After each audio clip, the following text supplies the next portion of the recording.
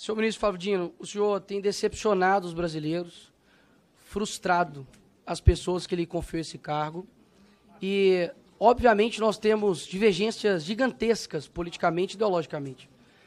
Mas eu não torço pelo teu fracasso. Afinal de contas, o teu fracasso significa, ou deveria significar, o sucesso do crime organizado, o sucesso da milícia, o sucesso do roubo, do furto, do assassinato. E eu sei quem são as vítimas, no fim das contas, desse crime, que é a população brasileira em geral. E eu também não serei aqui leviano, assim como eu acredito que vocês são, em colocar toda a culpa de todo o crime nas suas costas. Até mesmo porque eu sei que vocês fazem isso com o seu opositor político. Diga-se de passagem, Jair Bolsonaro. Mas é evidente que o seu trabalho, ou a falta do seu trabalho, tem gerado consequências. Por exemplo, o homem que deveria ser o mais odiado pelo crime organizado, entra em um local dominado pelo crime organizado, que é, por exemplo, o Complexo da Maré. E como explicar isso para um cidadão comum brasileiro? Porque a esquerda, que odeia o Bolsonaro, ainda assim, ela confessa de que o crime odeia ele. E odeia, inclusive, o ex-ministro da Justiça, Sérgio Moro, que, inclusive, teve ameaças, né, de matar a sua família. Pelo que me parece, o senhor não demonstra nenhum ofensivo potencial ao crime, nenhum risco a eles. Afinal de contas, quando você olha a sua contundência com relação ao dia 8, e de fato, quem errou tem que ser punido, mas um cidadão comum brasileiro, ele pesquisa lá suas declarações, por exemplo, no Twitter, né, uma mídia que o senhor gosta de falar, e gostaria que o senhor prestasse atenção, porque eu prestei atenção no senhor. Ouvir a verdade deve ser complicado, né, senhor ministro? Mas se puder parar meu tempo, que o ministro está incomodado com alguma coisa. Se puder parar meu tempo, por gentileza. Interrompe o tempo um minutinho. O ministro está dizendo aqui que está fugindo da pauta. Eu já expliquei aqui como que eu conduzo essa comissão. Só um minuto. O deputado é livre para falar o que quiser e o ministro responde o que quiser. O deputado pode falar sobre qualquer assunto. Então, deputado Nicolas. É a primeira vez que eu vejo um ministro sem medo de ir na maré, mas com medo de perguntas. Enfim. Voltando aqui ao tema, senhor ministro. O senhor é muito contundente com relação à baderna que ocorreu aqui no dia 8.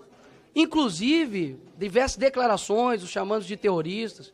E um cidadão comum brasileiro verifica isso, por exemplo, no seu Twitter. Mas eu peço ao povo brasileiro que coloque lá PCC. Vai ter 2 menções somente. Inclusive, defendendo, dizendo que não há nenhum atrelamento entre o PCC e PT. Quando você pesquisa lá Comando Vermelho, não há nenhum tipo de menção no seu Twitter sobre Comando Vermelho. E isso causa uma estranheza muito grande. Uma pessoa que tem uma contundência muito grande para ir para cima de baderneiros, que de fato acredito que são, mas não dá nenhum tipo de declaração contundente, como, por exemplo, o maior crime organizado que há no Brasil, que é o PCC. Nós vemos o tipo de foco do senhor, para mim é muito estranho, muito difícil de explicar, confesso. Quando, por exemplo, nós temos aviões sendo atirados pelo crime organizado no Rio de Janeiro, você tem 35 ônibus pegando fogo, e a tua prioridade é processar o influenciador porque ele ofendeu, lhe chamando de gordola. Quando nós olhamos tudo isso, é muito difícil de explicar. É muito difícil de explicar. Então, eu acredito que tudo que está acontecendo hoje no Brasil com relação à segurança pública, é complicado dizer que o senhor tem feito um bom trabalho. Porque de duas uma. Ou o senhor não tem culpa de nada, afinal de contas, ninguém que exerceria o teu papel daria conta de cuidar da segurança pública e o senhor não tem culpa nenhuma.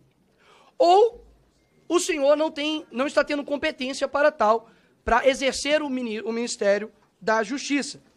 E ainda dá um péssimo exemplo, dizendo que não viria até a Comissão de Segurança Pública, porque há pessoas aqui armadas e por conta de divergências políticas, o senhor estaria com a sua integridade física atingida.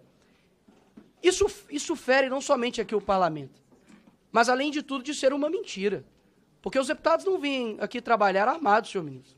E o senhor sabe disso, ou ao menos deveria saber, como o senhor gosta de insinuar para as pessoas. Agora, quando nós olhamos para para os outros demais acontecimentos, a tua eloquência, o teu discurso, a tua fala, né, o teu deboche, o teu desrespeito, vem perdendo a graça.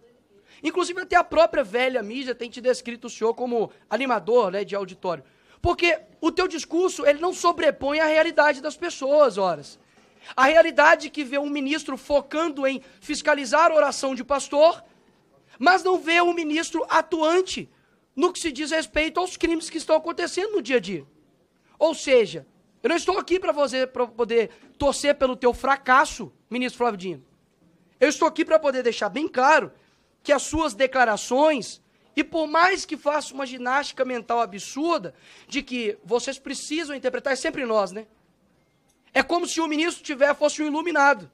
Ele sempre sabe de tudo e nós, meros seres abaixo de humano, precisamos interpretar o que o ministro diz. Afinal de contas, só ele entende o que ele diz.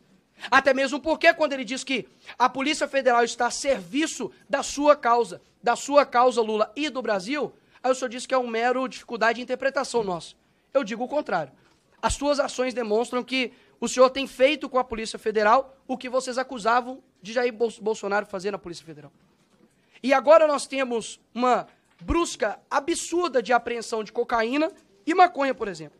Redução de 28,6% de apreensão de maconha, comparados ao mesmo tempo do ano anterior, e 31,4% de redução de apreensão de cocaína. Ou seja, não está tendo coerência nas suas falas e nas suas ações. Isso, inclusive, eu acredito que tem atrapalhado o seu próprio chefe, Lula. Porque hoje isso é uma pesquisa que a aprovação tem caído no governo. Eu não sei quem te assessora ou se é da sua cabeça, mas essas declarações não têm ajudado o teu próprio governo, porque eu tenho certeza que a pauta número 1 no Brasil é a segurança pública.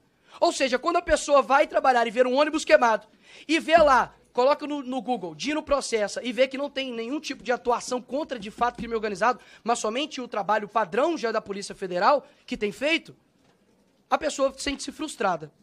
Então, eu acredito que não há coerência ou imparcialidade por parte do ministro. Pelo contrário, defende tudo o que condena e quando é da direita faz um show absurdo, vai para cima, inclusive, de ministros, de deputados que com as suas falas na tribuna, mas nada o faz contra, de fato, o crime organizado que tem destruído as famílias no Brasil.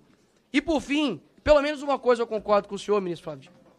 O senhor disse que o senhor era um personagem, né, dos Vingadores.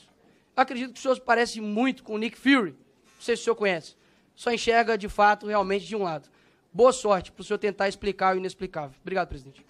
O senhor me chamou de leviano, o senhor me chamou de mentiroso, o senhor me chamou de outros termos, disse que eu sou aliado de facção. Não, ele não disse coisas isso. desse tipo. Eu estou apenas... Você está mal interpretando a frase dele. Presidenta, ele disse que eu e o governo Lula era composto por levianos. A senhora pode consultar as notas taquigráficas. Se houver mais uma injúria que viole o decoro parlamentar, eu vou, obviamente, zelar pelo regimento da casa, que é meu dever como cidadão brasileiro. Ministro, o senhor agora, pode deixar que eu, como presidente, estou zelando. Não... Eu ingressei 15 metros no Complexo da Maré. Pois não, obrigado. Com segurança. E eu não sei por que insistem em mentir sobre isso. Porque não gostam de pobre, apenas por isso. Um minuto de réplica, deputado Nicolas. Eu era convencido de que o ministro Flávio Dino era uma pessoa extremamente capacitada e colocariam todos no chinelo, mas isso, de fato, não tem se mostrado. Pelo contrário, o teu argumento é dizer que eu não gosto de pobre. Eu nasci na cabana do pai Tomás. Nasci numa favela em Belo Horizonte. Agora, nós já temos a solução. É só colocar o Flávio Dino agora em toda a incursão da Polícia Militar. Porque, afinal de contas, entrei 15 metros. Os 15 metros que o senhor adentrou ali, senhor ministro, é impossível a Polícia Militar do Rio de Janeiro, o BOP, entrar ali sem um aparato pesado policial. E não seriam recebidos simplesmente com o senhor descendo assim do carro, ajeitando o paletó. Não. Seriam recebidos a tiros. Com as polícias brasileiras, com a PF, com a PRF, com as polícias estaduais, eu entro em qualquer lugar do Brasil. Porque eu...